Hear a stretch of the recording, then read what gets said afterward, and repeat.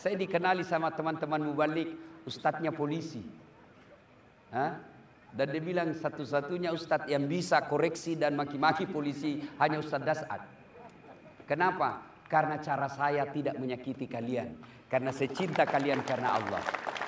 Maka kemarin ada kejadian, bintang 2. Kalian polisi keliru kalau tidak mengambil pelajaran dari situ. Keliru, bodoh. Bayangkan itu Pak, bintang 2 diborgol. Itu kenapa? Karena tidak memanfaatkan nikmat yang Allah berikan. Seorang polisi keliru Bapak, salah kok kalau tidak memudahkan dirimu masuk surga. Itu enaknya polisi, ada jabatannya, ada kuasanya. Saya ceramah, ayo saudara-saudara sekalian, perangi hamar, perangi narkoba. Apa? Nak kasih kempes mobilku anak muda. Saya mau masuk surga atau neraka urusanku Ustaz. Tapi coba kalau Kapolres, tak. Rahasia, selesai itu minuman hamar Pak. Saya ceramah, ayo saudara-saudara sekalian, mari sholat berjamaah. Yang datang cuma 2, itu pun sudah muka sakaratil maut. Tapi coba kalau Pak Wakaf, Pak Waris datang ke masjid sholat berjamaah. Assalamualaikum warahmatullahi. Assalamualaikum warahmatullahi. Tengok-tengok ke belakang. Mana di Dir Samapta? Sudah 4 kali saya berjamaah di sini, tidak pernah juga saya lihat datang-datang jamaah. Ajudan langsung tempel, Pak Dir, dicari ke Pak Wakapolra. Besok belum azan sudah ada dia di dalam Pak. Itulah enaknya punya kekuasaan. Maka keliru seorang polisi kalau tidak memudahkan kalian masuk surga. Innallaha wa malaikatahu yusalluna 'alan nabi. Ya ayyuhalladzina amanu sallu 'alaihi wa sallimu taslima. Sesungguhnya Allah dan para malaikatnya bersalawat kepada Rasulullah Muhammad sallallahu alaihi wasallam. Maka wahai orang-orang yang beriman, bersalawatlah kalian kepada Rasulullah dengan sebaik-baik salawat. Maka saya mau ajak ini semua kita bersalawat. Bisa? Bisa? Saya mau dengar lagi. Bapak-bapak polisinya dulu, baru ibu-ibunya. Ibu-ibu dulu. Bapak-bapak diam. Yang merasa jenis kelamin laki-laki diam. Ibu-ibu dulu. Ayo Bu, jangan malu, jangan mau kalah sama suami. Ayo salawat Bu, bareng-bareng. Salatullah. Kencang Ibu, kencang. Yang di sana, ayo. Ala toh Rasulillah. Salatullah salamullah ala Yasin. Nilainya 8,5. Inilah ibu-ibu Pak, memang tidak bisa kencang suaranya. Itu namanya tadi sahdu. Suara begini yang kasih nafsu laki-laki. Bu, makanya kalau nak telpon ko komandanmu, adik-adik poluan, kalau dia telpon ko suaminya komandan, ditelepon ko komandanmu, ditelepon ko bosmu, jangan mendayu-dayu. Assalamualaikum Dek. Waalaikumsalam komandan. Caleda. Kenapa begitu? Di mana Dek? Di kamar aja komandan. Bagaimana suaminya orang tidak kelepak-kelepak? Coba kalau aku tegas. Assalamualaikum Dek. Waalaikumsalam. Lagi di mana Dek? Di ruangan Pak. Ada apa? Apa tanya-tanya? Oh, enggak ditelepon lah. Kau besok. Ini waalaikumsalam. Caleda.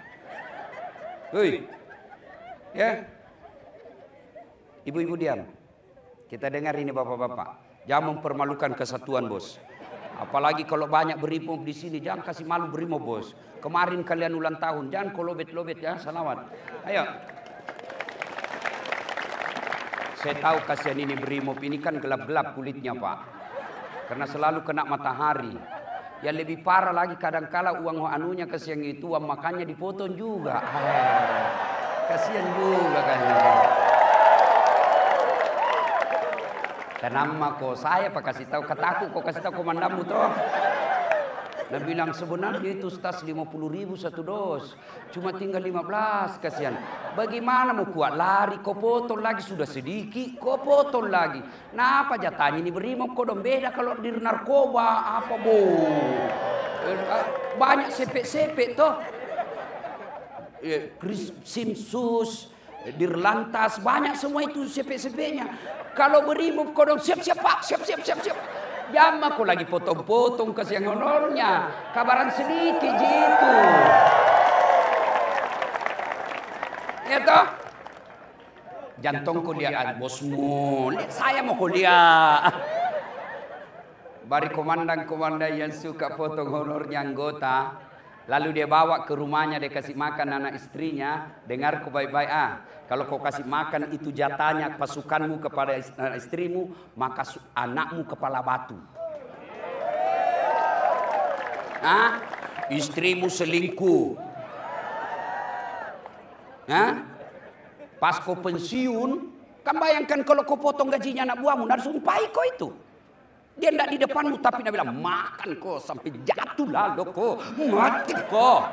Iya toh? Begitu dia pensiun kena stroke.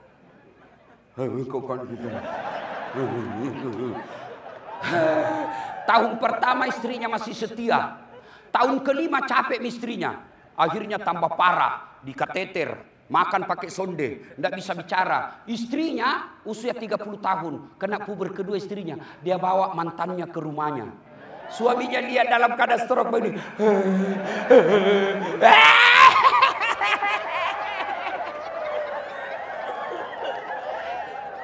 Yaudah deh bos, ini gaspol atau rem-rem? Gaspol atau rem-rem? Kau bilang enggak? Kau bilang memang enggak? Jangan kau marah. Jadi, ayo ibu-ibu diam, bapak-bapak lagi. Ayo sholawat bareng-bareng Pak. Sholatullah salam keras ala Rasulillah salatullah salamullah ala Yasin Habibillah. Masya Allah, nilainya 9,5. Diam kau semua, diam kau. Kita dengar ini lagi komandan-komandan. Ya apa lagi kita kerja ini? Pak Wakapolda dengan PJU. Cocok nih PJU. Ya kita dengar, kita ayo. Diam kau, diam. Lihat memang aku semua. Ayo Jenderal, kita pimpin ini semua kombes-kombes dan teman-temannya. Ya, Salatullah salamullah ala toha Rasulillah salatullah ala Yasin. Masya Allah, nilainya 9,9. Pak Wakapolda tahu belikan nggak tiket? Kalau enggak, kurangi nanti honornya. Jangan salah bos, beliau itu bintang 1, tapi anaknya hafal Quran sudah hampir 6 juz. Dirlantas, belum jenderal, tapi anaknya juga hafal Quran. Kau berada penipu. Apa? Karena semua mau tahu. Oke. Ibu bapak, saudara-saudara sekalian yang saya hormati. Nabi pernah bersabda, dalam dirimu terdapat segumpal daging. Ada juga ulama menerjemahkan segumpal darah. Dalam dirimu semua nih, ibu bapak semua nih, saya juga. Terdapat segumpal daging. Yang apabila segumpal daging itu sehat, sehatlah seluruh anggota tubuhmu. Tapi jika segumpal daging itu rusak, sakit, sakitlah seluruh anggota tubuhmu. Sahabat bertanya, apa gerangan segumpal daging itu? Nabi menjawab, dialah qalbu, hati. Berarti pengendali utama bapak-bapak polisi, ibu-ibu polwan, ibu-ibu bayangkari, baik sifatnya atau tidak, bagus akhlaknya atau buruk, tergantung dari hatinya. Kalau hatinya baik, insya Allah jadi komandan akan melindungi. Kalau hatinya sehat, tutur katanya bagus, kehadirannya dirindukan orang. Tapi kalau hatinya sakit, pangkat jabatannya tinggi, tapi tidak ada orang di sekelilingnya yang senang. Kalau hatinya sakit, jabatannya justru merugikan orang banyak. Kalau hatinya sakit. Sekarang tuan-tuan, ibu-ibu, saya mau tanya, hatinya sehat atau sakit? Cepatnya sehat. Bapak-bapak sehat atau sakit? Sebelum bapak jawab sehat, tahu dulu mana itu penyakit hati. Tahu dulu. Bapak, apa sih namanya kalau di penyelidikan? Ditahu dulu, kumpul dulu. Apa-apa itu buktinya, apa barang bukti ada di lapangan. Sudah itu bapak cocokkan. Oh, ini pasal yang cocok. Penyakit itu banyak, Pak. Kita harus tahu dulu. Sudah tahu kasih cocok nih. Oh, saya nak kena ini. Oh, saya 3 nak kena. Saya 4. Oh, saya kena semua. Sudah itu baru obati. Nah, apa saja jenis-jenis penyakit hati? 1. Sombong. Orang kalau sombong, Pak, itu sepupu satu kali sama Fir'aun. Jeleknya itu sifat sombong, sehingga Allah mengharamkan Fir'aun masuk surga. Bayangkan, Allah haramkan Fir'aun masuk surga. Bukan karena dia rakyat jelata, bukan karena dia goblok, bukan karena dia jelek, bukan karena dia miskin. Tapi dia tinggi pangkatnya, cakep, kaya, pengusaha, penguasa, tergabung semua. Lalu dia sombong. Akhirnya apa? Allah laknat dia, haram masuk surga, abadi dalam neraka. Fir'aun. Kenapa? Karena sombong. Allah laknat. Karena laknatnya Allah, meskipun kita tidak pernah lihat Fir'aun, sampai detik ini tidak ada satu orang polisi pun mau kasih nama anaknya Fir'aun. Ada bapak-bapak mau kasih nama anak Fir'aun? Wih, kasih anakmu nama Fir'aun, terkenal itu. Begitu jeleknya. Maka sombong ini jangan kalian miliki. Kenapa? Itu milik sifat Allah Al-Mutakabbir yang maha sombong. Nah, sekarang apa ciri-cirinya sombong, Ustaz? Pakai sepatu mahal, pakai jam tangan mahal, pakai baju mahal, sombong? Belum tentu. Lalu kapan kau sombong? Apabila 2 punya sifat. 1, nganggap remeh orang lain. 2, nolak kebenaran. Itu sombong. Ibu-ibu, pakai emas boleh enggak? Pakai berlian boleh enggak? Pakai, itu rezekimu. Tidak semua orang punya emas berlian. Tapi yang Allah tidak mau, jangan kau sombong. Apa itu sombong? Kau pandang enteng kasihan pegawai sipil. Apa itu? Dari mana dia dapat emas? Urusannya orang. Ada kan begitu? Bu, nganggap remeh orang lain itu sombong. Bapak punya pangkat 2 bunga, rezekimu. Tapi jangan kau dong anggap remeh itu yang 1 balok-balok. Ya, sombong itu tidak baik. Nganggap remeh orang lain, kemudian nolak kebenaran, itu sombong.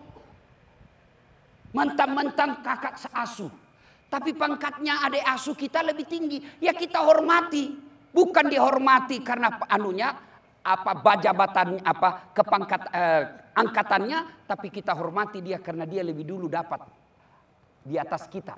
Hormati saja. Dan tidak ada orang menjadi hina karena menghormati dan memuliakan orang lain. Apa yang membuat kalian mau sombong? Apa? Hah? Bintang 1, bintang 2, bintang 3, pasti kau pensiun. Pensiun, mau kemana? Pasti pensiun. Anggaplah pensiun bintang 2, bintang 3 pensiun. Pasti buka bintangmu, lepaskan itu tongkatmu. Kalau mau masih pakai padahal sudah pensiun, pakai bintang pelengkap, sudah pensiun. Lewat anak buah, waduh sudah sakit Pak Jenderal. Iya toh? Jangan sombong gara-gara pangkat. Kalian juga adik asuh. Kalau Allah takdirkan kamu naik pangkatmu, jangan tongko hina itu kakak asuhmu. Apa yang kalian mau sombongkan dengan pangkat jabatan? Hilang, pasti hilang. Yang kedua, yang membuat orang sombong, ilmu. Ini ustadz ini yang banyak. Baru belajar agama 3 bulan, kayak dia panitia hari kiamat. Wah, ada tuh itu kuliah modal jenggot, celana cingkrang, bicara Arab setengah-setengah. Ya akhi, afwan, ana al-faqir. Dan aku bahasa Arab kak kita di bahasa Indonesia aja ki. Kaifa haluk ya ukhti? Kullu nafsin sa'iqatil maut. Sudahlah, jangan kau sombong dengan ilmu. Nih, mau sombong das atlatif. Apa karena dia hebat? Tidak, karena ada penontonnya. Penonton saya di YouTube sekarang sudah 268 juta. Berarti saya bisa sampai di Polda sini bukan karena saya hebat, tapi karena apa? Karena ada yang nonton saya. Bayangkan kalau saya ceramah di sini 2 jam berapi-api, tidak ada yang nonton. Lewat Pak Jenderal, sudah lama sakit itu Ustaz. Iya toh, apa yang kita mau sombongkan? Yang ketiga, jangan sombong. Yang ketiga sebabnya, kekayaan. Oh Masya Allah. Saya nih Bu, dan umumnya orang, kalau ada dia suaminya tinggi pangkatnya, tinggi jabatannya, terkenal dia banyak duitnya, tapi dia penampilannya sederhana, itu jadi teladan. Dicerita tuh, kombes suaminya itu, banyak uangnya, istrinya sederhananya kayak dia bukan orang kaya. Itu akan jadi gosip kebaikan. Ini baru, ini kau sama ini. Andai saja boleh simpan di jidat emasnya, simpan juga di sini. Sekali tulis lalu kok banyak emasku. Ya, jangan sombong karena pangkat, jabatan, kekayaan. Apa yang kita mau sombongkan dengan kekayaan? Kalau Allah marah, okelah tetap ibu bapak kaya. Tapi Allah marah, dititip penyakit dalam dirimu. Apa penyakit? Banyak duitnya. Tabungannya tawa 7 miliar Pak. Tapi dilarang makan nasi. Apa kalau dilarang aku makan nasi? Saya saja pernah pergi ceramah di Roma. Tahu Roma Ibu? 2 hari mak roti saja nak kasih makan Kak. Saya bilang bos, saya ini orang Bugis. Ndak mempan kalau roti, ndak goyang perutku. Cari kangen nasi. Tahu di Roma Ibu? Itu Konawe Utara lewat kanan. Masya Allah. Baru 2 hari ndak ketemu nasi, pusing saya Pak. Loyo. Gimana duit 7 miliar? Dilarang makan nasi. Dilarang makan garam. Dilarang makan gula. Dilarang makan yang berlemak. Dilarang makan goreng-goreng. Apa yang bisa makan? Ubi rebus. Itu pun yang warna ungu. Apa? Begitu dia ke dokter, apa kata dokter? Bapak ini selama dinas tidak pernah kena sinar matahari. Maka mulai besok Bapak kelilinglah di komplek Pak. Mulai jam 8 sampai kira-kira jam setengah 10. Bapak berjemur ya. Jalan-jalan. Jangan pakai topi Pak. Jangan pakai baju. Pakai celana pendek saja Pak. Supaya kena semua matahari. Dia jalanlah Pak mulai jam 8. Tidak pakai baju, pakai celana pendek, tidak pakai sendal. Jalan dia berkeringat. Apa bedanya sama gembel? Iya toh? Jadi jangan sombong.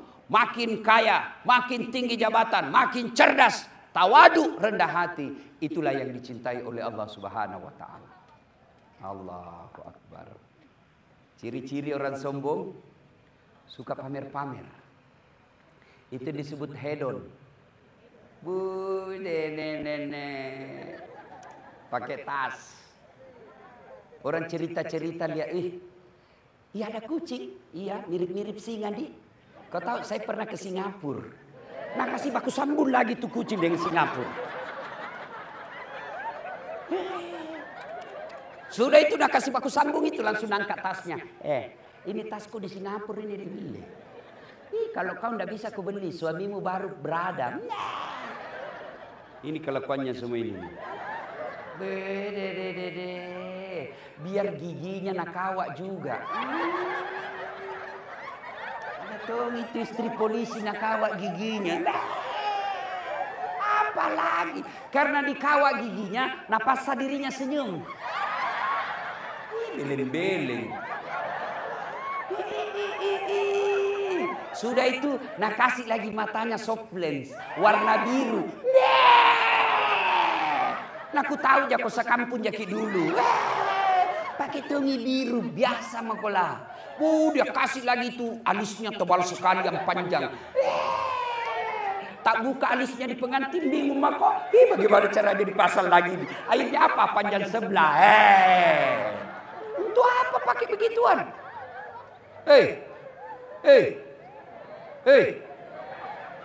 Sebenarnya itu polisi bakat awalnya baik. Tidak ada polisi jahat. Tidak mungkin dia bisa lulus polisi kalau jahat. Kenapa? Ada psikotes toh? Iya. Cuma setelah dia lama-lama polisi dapat istri hedon. Magaya. Baru istrinya bergaulnya sama pengusaha. Mau nak kasih sama gelannya sama gelang pengusaha. Nah suamimu 7 juta digajinya cilaka.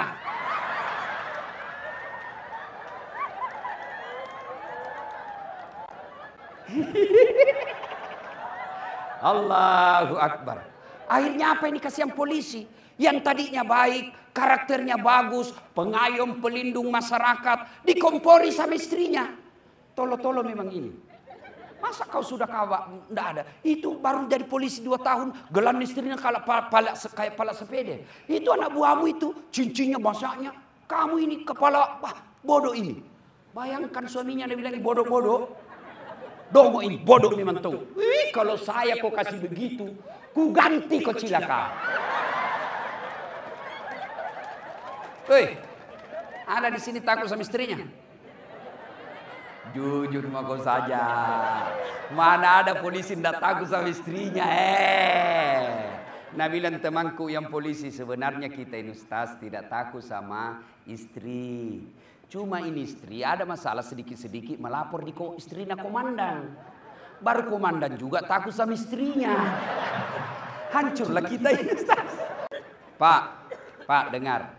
Selama permintaan istrimu masih rasional dan tidak cenderung menghalalkan segala cara, ikuti. Karena itu istrimu, tanggung jawabmu. Tapi kalau permintaannya sudah melanggar aturan sampai membuat kamu menghalalkan segala cara, evaluasi. Lapor mako dipropos. Apakah namanya itu yang paparisa polisi? Pak, saya ini kasihan mau jadi polisi yang baik. Tapi istriku ini kasihan suka teror saya. Tolong carikan saya jalan keluar, komandan. Dia bilang, komandan, sama masalah tak ini bos.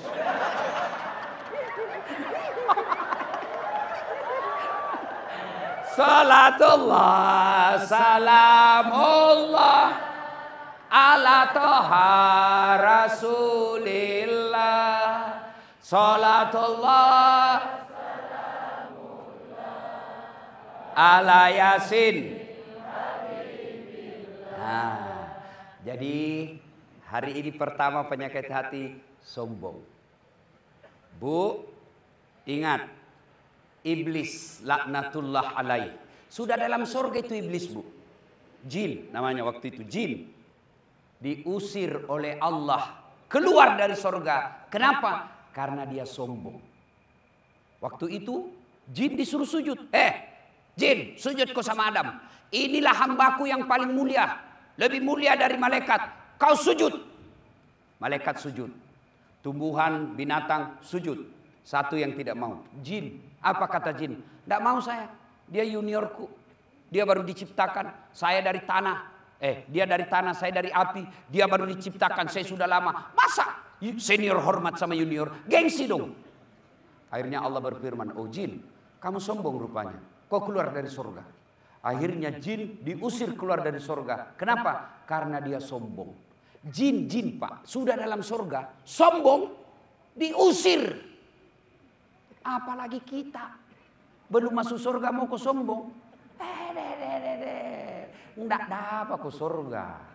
Maka makin ada jabatan, makin ada kekayaan, makin cerdas, makin soleh dia beribadah, tapi dia tawadu, Allah katakan itu hambaku yang sangat kucintai. 1, sombong. 2, Apalagi yang tidak disenang oleh Allah Subhanahu wa taala, penyakit hati, zina, suka selingkuh. Ada yang bilang sekarang laki-laki selingkuh, Ustaz. Siapa bilang? Sama banyaknya perempuan yang selingkuh dengan laki-laki. Kenapa? Karena tidak mungkin laki-laki selingkuh sama laki-laki. Tapi ada tuh saya lihat. Tolo-tolona.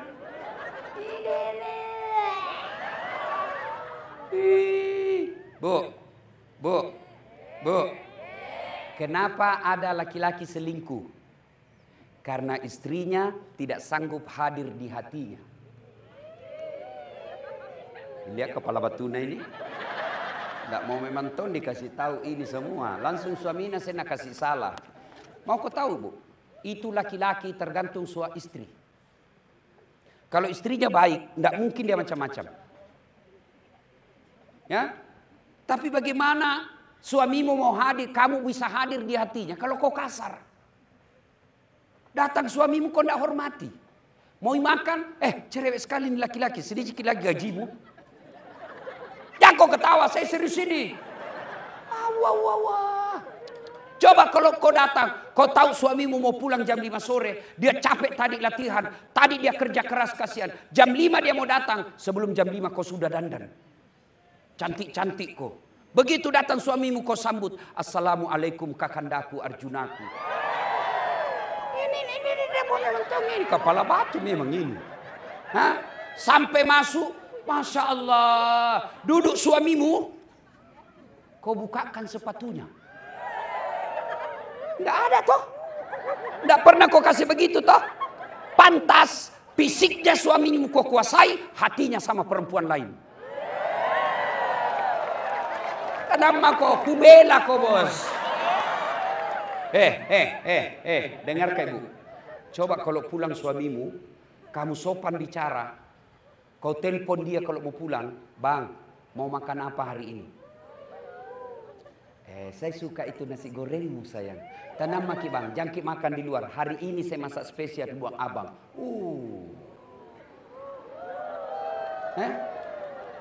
Lihat kepala batunya ini semua.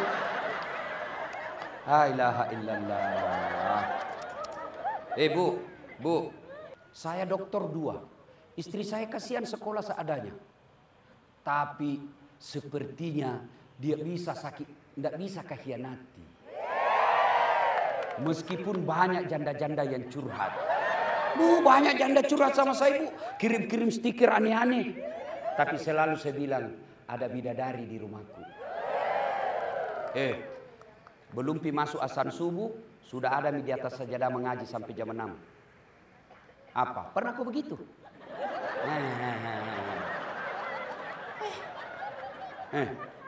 Apa? Mau kak pergi dakwah?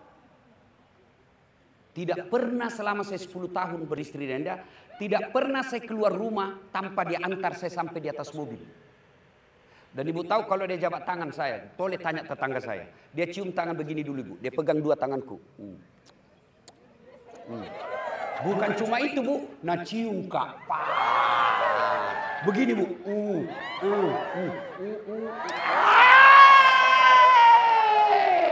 Sudah itu Bu, nah pelukkan lagi baru nak kasih begini dadaku. Ustaz, ridhoi saya. Kalau mati mendadak istri begini Bu, terbuka lebar itu surga. Kenapa? Ridhonya Allah ada sama ridhonya suamimu. Pernah aja aku nak kasih gitu istrimu?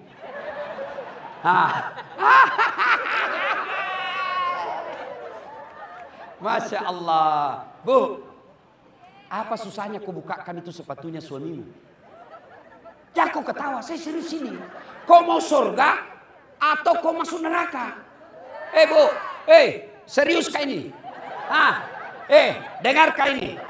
Biar kau sembahyang, tahajud kau tiap malam, ngaji kau tiap hari, tapi kasar kau sama suamimu, dengar hadis Nabi. 4 tipe perempuan haram masuk surga. Haram dia masuk surga. 1 diantaranya, istri yang kasar sama suaminya. Bukan saya bilang nggak? Terserah kamu, sudah mau aku kasih tahu. Ada memang tong itu istri kasar sekali mulutnya. Datang suaminya tidak pernah baik-baik. Coba kalau datang suamimu, Assalamualaikum kakandaku Arjunaku. Sudah itu kau bukakan sepatunya, Allah tersenyum kepadamu. Tapi awalnya itu pasti berat. Kenapa? Karena setan goda kau. Jangko. Pernah itu salah. Pernah itu kau ingat WhatsAppnya dulu itu yang ada lope-lopenya. Nah, itu setan goda kau. Jangko sedikit lagi gajinya. Setan. Kenapa? Karena setan tidak ridha kalau kau masuk surga. Bu, itu perempuan jauh lebih gampang masuk surga dari laki-laki. 4 aja syaratnya kata Nabi. Kalian perempuan, kalau kau masuk surga kata Nabi, 4 aja syaratnya. Tidak ada hadis jaminan bagi laki-laki. 1, kau sholat. Saya yakin ibu-ibu pasti sholat. Yang kedua, puasa Ramadan. Pasti ibu puasa. Yang ketiga, dia jaga harga dirinya. Itu salah satu caranya pakai jilbab. Itu menjaga harga diri. Dan yang keempat, ini agak berat. Dia patuhi perintah suaminya. Ini nih, kau lawan suamimu. Lawan aku suamimu. Sudah jelek rumahmu. Gajimu sedikit suamimu. Bertengkar terus. Di dunia kau sudah menderita. Apalagi di akhirat. Karena tong itu kuliah Bayangkari sama suaminya tidak pernah akur. Sumber gosip saja di komplek. Di asrama dia aja dicerita. Kalau bertengkar. Tiap hari bertengkar. Hamil lagi. Ini ya Bu. Maka kalau mau suamimu tidak selingkuh, hadir di hatinya. Gimana cara hadir di hatinya? Jangan kasar ngomong. Datang mertuamu hormati. Di mana maki Bu? Di bandara kan. Ditunggu Bu, saya apa jemput ki. Jangan kau kirim sopir, jangan kau kirim Grab. Kamu yang jemput. Datang, dia lihat suaminya, anaknya dihormati. Maka begitu macam-macam suamimu, istri, mamanya yang bela kok. Saya begitu Bu. Pernah ada rumor, Ustaz mau kawin lagi. Mamaku mengamuk. Agak meluk mak bene, jaga kok. Mau kau lagi kawin-kawin. Apalagi belum tentu kau dapat istri lebih baik dari itu istrimu sekarang. Awas kok. Kalau menikah memang kau haram itu air susuku yang ada di tubuhmu. Tapi kalau kau tidak hormati mertuamu, baru datang dia tanya, kapan ki pulang mak? Ya? Di depannya suamimu kau kasih begitu mamanya. Tidak pernah kau baik-baik. Hipertensi mertuamu kau kasih telur asin. Kasih ikan kering. Nabi lemak, apa gimana mana kasih Andre. Li sunat baca dalam hatinya. Pulang lalu kau cepat. Pulang kampung libur lebaran. Apa Nabi bilang mamaknya? Apa itu istrimu nak? Batemu ku kasih sekolah polisi. Kujualkan ku sawahnya warisan bapakmu itu nak. Supaya ku bisa jadi polisi nak hormati korang. Nah bagaimana ini nak istrimu aja tidak hormati kok. Sudah Mina, kawin aku lagi. Ku carikan ku sepupumu. Masih mau kok? Maka hormati mertua. Hormati ipar.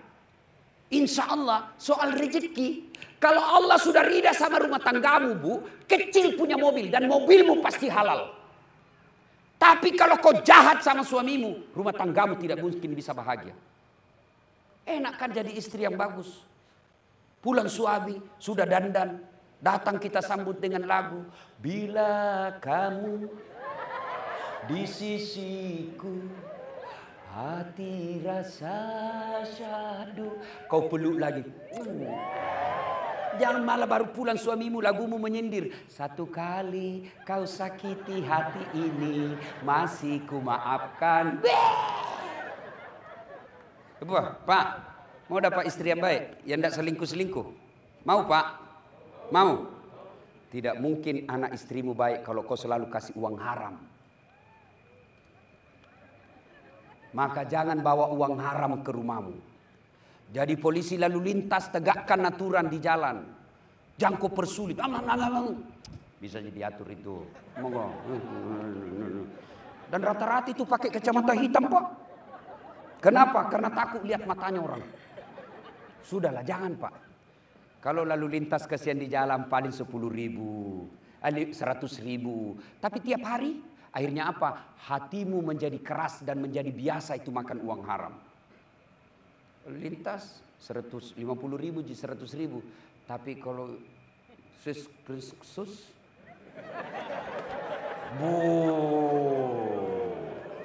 hati-hati. Jadi mau punya istri yang baik, jangan pernah bawa uang haram ke rumah. Maka istri yang baik, begitu datang suamimu, kau tanya dulu, Pak, kenapa ini menjadi 10 juta? Biasanya cuma 9.500.000. Dari mana ini 500? Halal tidak? Itu baru. Kalau halal, masuk. Kalau tidak halal, bapak aja yang makan. Saya tidak mau anak saya makan uang haram. Itu baru bisa. Bisa, Bu? Bisa? 500 ribu bisa, 15 juta? Bengkok muka. Suami datang bawa buah. Tanya, dari mana ini Pak? Halal tidak? Suami datang bawa kain. Tanya dia. Ikhtiar kita tanya. Soal kalau tidak tanya ibu, maka dia terbiasa. Tanya dia. Halal mau gaya deng? Halal enggak ini deng? Kalau enggak halal jangan deh. Cukup mi kita yang begitu. Saya tidak mau anakku. Ibu-ibu, bapak-bapak. Pak. Kalau bapak mati nanti siapa doakan kok? Siapa doakan? Hah? Teman. Lihat mau ketik di grup WhatsApp. Kalau ada teman tak meninggal. Mengulis ketik doa saja malas. Anu jitu nak kikir stiker. Innalillahi wa inna ilaihi rajiun. Enggak ada berdoa. Apalagi kalau kita sudah mati, siapa doakan kita? Anak, ibu-ibu. Hah? Kalau ibu meninggal muda, siapa doakan Bu? Suami. Kawin lagi. Maka yang doakan kita anak. Dan salah satu cara supaya anakmu bisa soleh dan soleha, jangan kasih makan uang haram. Penyakit hati yang ketiga, hubbi aklil haram, suka memakan barang haram. Yang keempat, penyakit hati, kaswatul qalbi. Apa itu? Keras hati tidak mempan nasihat.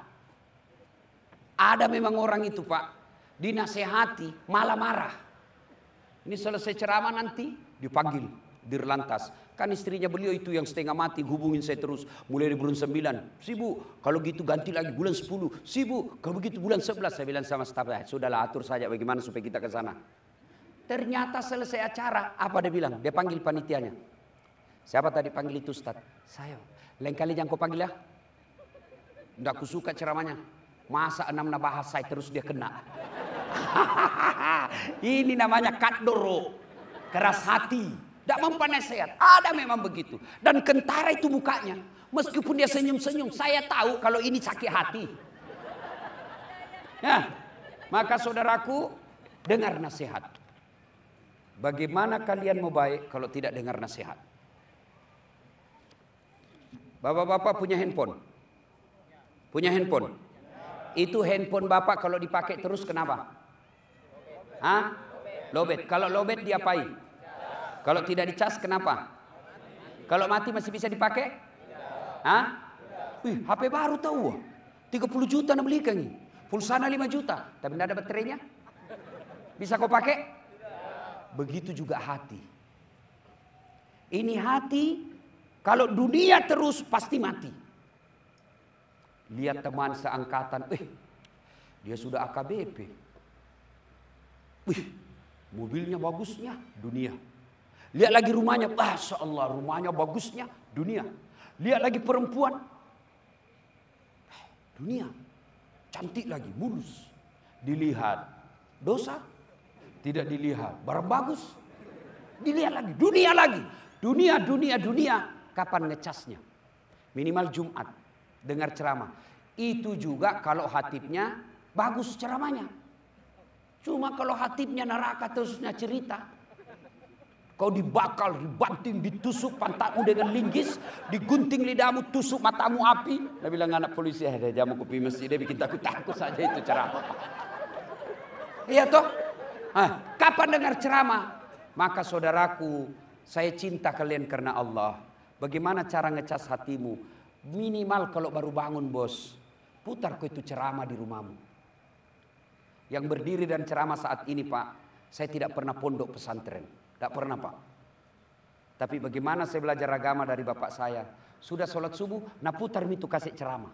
Dari situ saya tahu, oh haram, oh begini, oh begini. Akhirnya tahu ilmunya dari ceramah. Coba bapak amalkan deh itu. Ibu-ibu, coba amalkan. Pagi, sekarang dengar ceramah, hanya orang yang buta hatinya tidak mau dengar ceramah. Mau dengar ceramah apa? Mau yang versi kasar-kasar ada. Mau versi yang mengkafir-kafirkan saja ada. Tapi jangan itu. Ada juga itu kayaknya dia, waduh, agama ini sangat susah sekali. Dengar ceramah.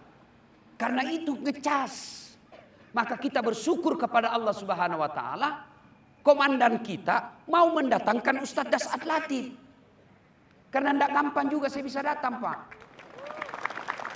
Tapi saya, Pak Jenderal, senang saya kalau polisi undang saya, Pak. Tertib terkendali. Masya Allah, memang bagus, Pak. Dia koordinasinya baik. Itu bagus, Pak. Dan itu kita belum landing, sudah ada, Pak. Hotelnya juga bagus. Penjemputan aman terkendali. Saya dikenali sama teman-teman mubalik, ustadznya polisi. Dan dia bilang satu-satunya ustadz yang bisa koreksi dan maki-maki polisi hanya Ustadz Das'ad. Kenapa? Karena cara saya tidak menyakiti kalian. Karena saya cinta kalian karena Allah. Maka kemarin ada kejadian. Bintang 2. Kalian polisi keliru kalau tidak mengambil pelajaran dari situ. Keliru, bodoh. Bayangkan itu, Pak. Bintang 2 di borgol. Itu kenapa? Karena tidak memanfaatkan nikmat yang Allah berikan. Seorang polisi keliru, Bapak. Salah kok kalau tidak memudahkan dirimu masuk surga. Itu enaknya polisi. Ada jabatannya, ada kuasanya. Saya ceramah. Ayo saudara-saudara sekalian. Perangi hamar. Perangi narkoba. Apa? Nak kasih kempes mobilku anak muda. Saya masuk surga atau neraka urusanku, Ustaz. Tapi coba kalau Kapolres. Tak. Rahasia, selesai itu minuman hamar, Pak. Saya ceramah, ayo saudara-saudara sekalian, mari sholat berjamaah. Yang datang cuma 2, itu pun sudah muka sakaratil maut. Tapi coba kalau Pak Wakaf, Pak Waris datang ke masjid sholat berjamaah. Assalamualaikum warahmatullahi. Assalamualaikum warahmatullahi. Tengok-tengok ke belakang. Mana di Dir Samapta? Sudah 4 kali saya berjamaah di sini, tidak pernah juga saya lihat datang-datang jamaah. Ajudan langsung tempel. Pak Dir, dicari ke Pak Wakapolra. Besok belum azan sudah ada dia di dalam, Pak. Itulah enaknya punya kekuasaan. Maka keliru seorang polisi kalau tidak memudahkan kalian masuk surga. Ya. Kalaupun ulama masuk surga, masih ngantri, Pak. Ulama Sulawesi Tenggara masuk surga. 4.000 ulama di sini, Pak. Masih ngantri dia lama. Tapi begitu malaikat berkata, Wakapolda Sulawesi Tenggara masuk surga. Tidak perlu antri, Pak, sendiri. Kenapa? Sendiri, Pak, jadi Wakapolda di sini. Maka teman-teman jangan memaknai ini sebagai menyakiti kalian, tapi inilah bentuk wujud Das'ad Latif mencintai polisi Republik Indonesia. Saya bilang teman-teman mubalik, keliru kok kalau polisi kok musuhi dalam dakwah. Bagaimana ceritanya? Kita bisa ceramah, kumpul jamaah karena dapat izin dari polisi. Biar kau sudah kumpul 5.000, polisi tidak keluarkan izinnya, tidak bisa kau ceramah. Iya kan? Tapi kalau kau berteman dengan polisi, kita bermitra namanya, berkolaborasi. Mana bisa ceramah Ustadz kalau rusuh? Dan siapa yang menciptakan ketenangan? Polisi. Maka kalian menjaga ketenangan itu sesungguhnya demi Allah dan Rasulnya. Kalian menjaga keamanan itu adalah jihad fisabilillah. Jangan memaknai jihad itu hanya datang ke Timur Tengah. Bodoh itu kalau kita mau perang negaranya orang. Lebih kau jaga negaramu. Itulah jihad. Mana bisa ada saat ceramah kalau sudah rusuh. Saudara-saudara sekalian, marilah memanjatkan puji syukur. Mana bisa kita ceramah, Pak? Itulah jasa-jasanya polisi.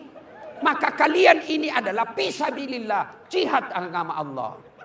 Cuma ketika mau bekerja datang itu kadang-kala pengusaha. Sedikit, Pak. Gampang. Ini Pak Guru salah. Maka disitulah pentingnya Anda punya nomor ustadz. Tadi Pak Waka ngomong begini.